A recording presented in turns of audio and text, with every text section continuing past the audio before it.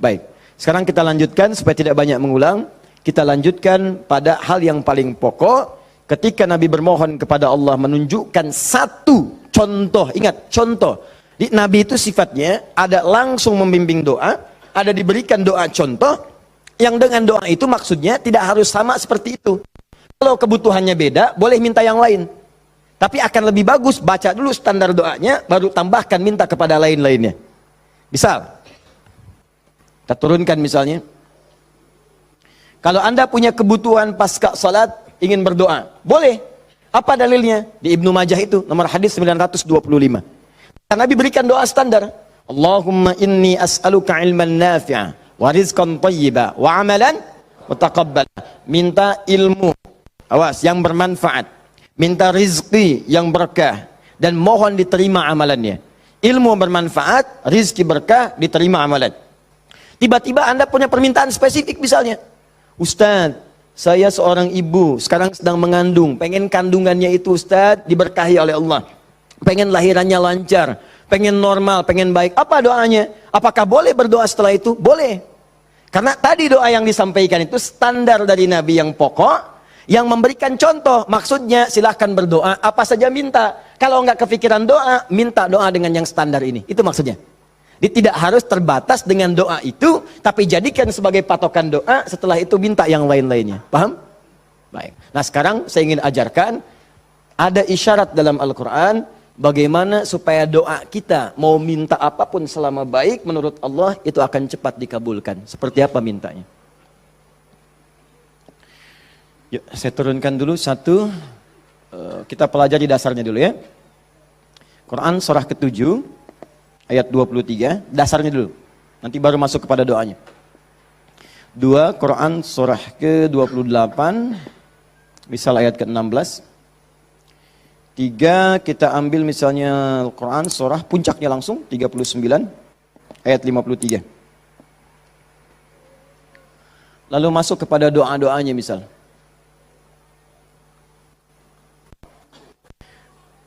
Saya ambil beberapa contoh yang sering ditanyakan, misalnya Quran surah ketiga ayat 38 sampai 39.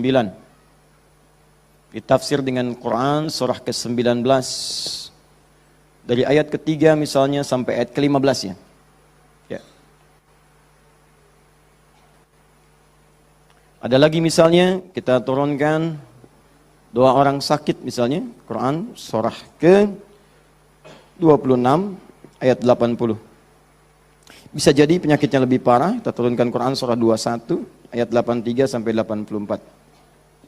Oh, doa paling favorit misalnya Quran, apa yang paling favorit? Masya Allah, sapu jagat, luar biasa ya. Anda tanya orang Arab, nggak ada yang tahu ya, cuma orang Indonesia. Atarif sapu jagat? Sapu jagat. Orang Indonesia luar biasa. Ada doa sapu jagat, doa sapu nggak ada jagatnya, doa jagat nggak ada sapunya. Quran surah 2 ayat 201. Paling kanan sebelah bawah. Saya contohkan ini dulu ya, yang lainnya banyak. Saya contohkan dulu sedikit supaya agak batas untuk kita bisa berdialog. Begini, kita mulai. Mohon izin, saya itu minta contoh gelas dengan air, bukan karena memang biasanya ada itu, bukan. Karena ingin mencontohkan tentang bab doa ini. Ya, ingin mencontohkan tentang bab doa. Perhatikan sini, fokus baik-baik. Lihat sini. Saya tidak akan minum sekarang. Lihat sini, fokus. Ini gelas, ada airnya. Warnanya apa? Bening, ya, warnanya bening. Nah, sekarang lihat, ada penutupnya? Halus atau keras? Baik, udah jangan main tebak-tebakan, kita coba dulu ya. Kalau tidak tahu katakan Allahu a'lam. Lihat sini, ini spidol. Fokus. Perhatikan sini. Saya ingin masukkan ke dalam gelas. Masuk tidak? Kenapa? Ada penutupnya, tuh, cukup agak lumayan. Ada lagi kalau ditutupnya seperti ini. Karena ini nggak ada penutup, kadang-kadang apa yang ada itu yang digunakan. Tisu misalnya. Lebih halus daripada yang tadi. Perhatikan baik-baik. Ini kalau dimasukkan bisa masuk.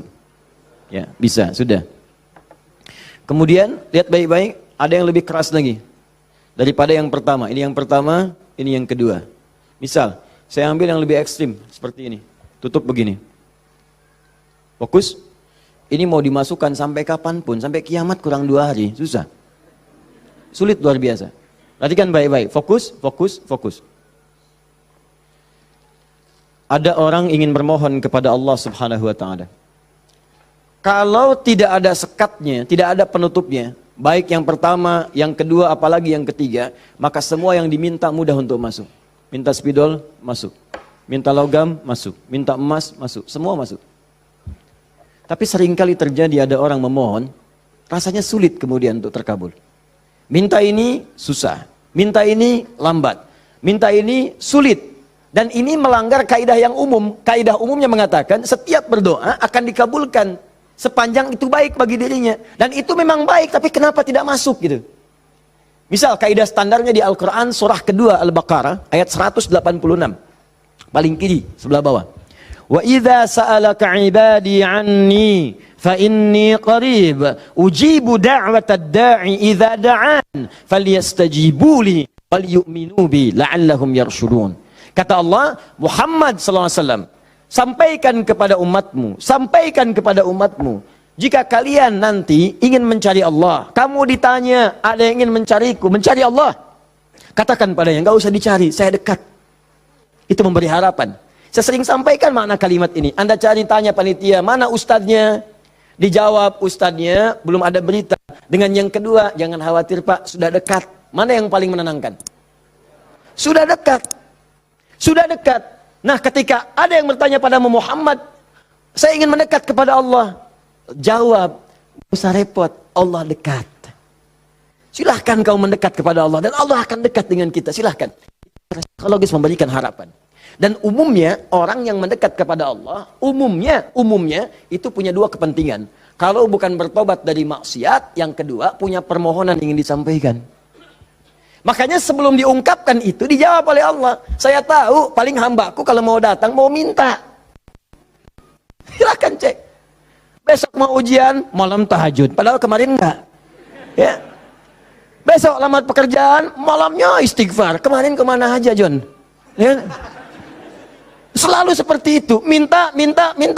Kata Allah. Lihat kalimatnya. Ujibu da'watad da'i idza da'an. Kapanpun hambaku minta, aku akan kabulkan. Jadi rumus doa itu kalau diminta dikabulkan. Jadi nggak ada doa yang tidak dijawab sepanjang yang diminta itu baik. Sepanjang yang diminta itu maslahat. 3 sifat jawabannya. Diberikan seketika, jadi begitu dia meminta seketika dikabulkan. Kalau dia membutuhkannya. Allahumma ya Rabb, Allahumma ya Rabb, Allahumma ya Rabb. Saya ingin berdakwah ya Allah dengan teknologi. Saya ingin niatkan ya Allah masuk ke ITB supaya dengan ilmu itu saya bisa mengembangkan teknologi untuk mendekatkan orang kepadamu. Minta dia malamnya, luluskan saya ya Allah. Besoknya keluar lulus. Kalau benar maslahatnya. Ada yang kedua. Ditunda itu sampai dia sanggup untuk menerimanya sebagai amanah kehidupannya. Tidak seketika dijawab, tapi nanti ketika dia sanggup baru diberikan. Karena kalau Allah berikan dalam hal tidak sanggup, tidak adil Allah. Karena Allah tidak memberikan ujian pada yang tidak sanggup. La yukallifullahu nafsan illa usaha. Jadi sekali lagi sering saya katakan, kalau Anda sedang diuji, jangan mengeluh. Karena Anda pun dipercaya oleh Allah. Allah yakin dengan Anda, kenapa Anda ragu? Jadi kalau Anda sekarang punya musibah, punya ujian, entah di rumah tangga ujiannya berat, entah di kantor misalnya ujiannya berat, entah dalam kehidupan, semuanya, semua orang tidak ada yang tidak punya ujian, semua diuji. Wala nabluwannakum bisyai, kata Allah, Quran surah kedua ayat 155. Semua yang hidup punya ujian. Dan sifat ujian itu tidak akan diberikan pada yang tidak sanggup. La yukallifullahu nafsan illa wus'aha. Kalau kamu nggak sanggup, saya nggak akan berikan, kata Allah. Jadi kalau ibu sedang punya ujian di rumah tangga, jangan mengeluh, Bu, seberat apapun, karena ibu itu sanggup.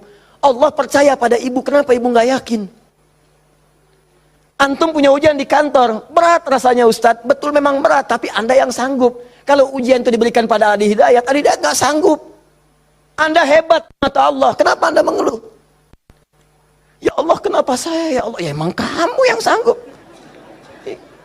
Why me? Why not? Iya. Jadi semuanya itu ada ukurannya, nggak usah khawatir itu dengan itu semua. Ada takarannya. Ya, dan Allah itu punya sifat keadilan yang sangat luar biasa. Rizki adil, semua diberikan. Kadang-kadang itu nalar belum sanggup menalarnya. Yakin dulu iman, begitu iman hikmah datang. Kan dulu pernah saya sampaikan untuk analogi sederhana tentang cicak dan nyamuk. Masih ingat?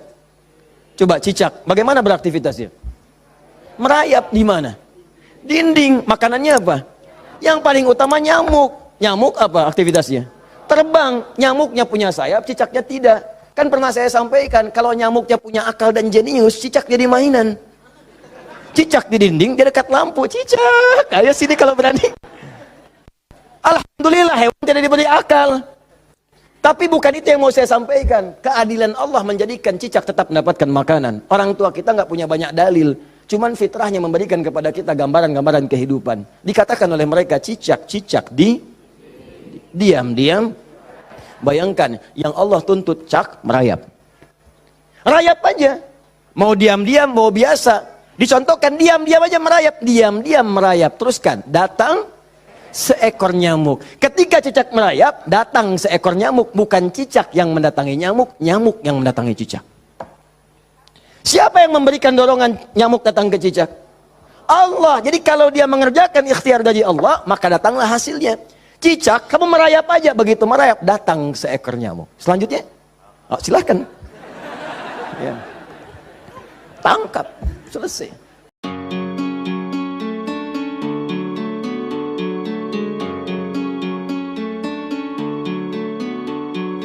Allahumma arhamna bil Qur'an